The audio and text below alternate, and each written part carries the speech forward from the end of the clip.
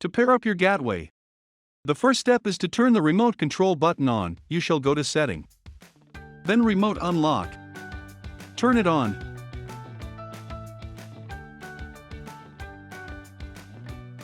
And then in the front page, the remote control button will be lightened. Here we go. To add the gateway with your app.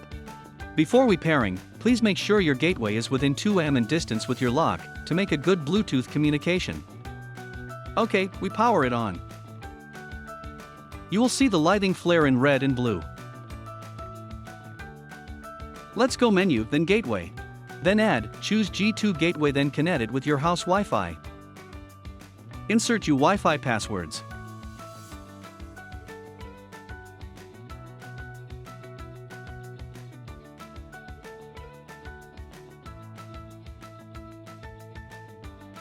After it was paired successfully, the gateway will automatically connect the locks under the same account.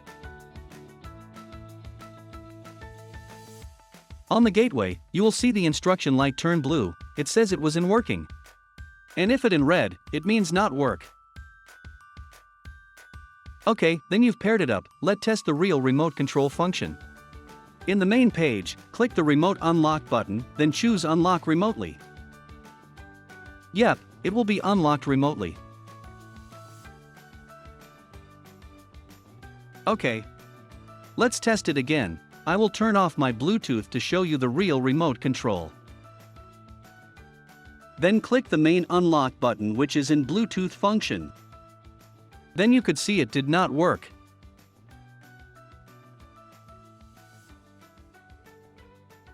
It not work.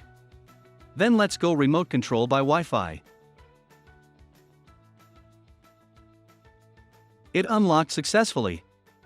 Yep, that's it. You could remote control your home lock even you are in another town. Thank you for watching. If any question, just contact us at www.trepernic.com.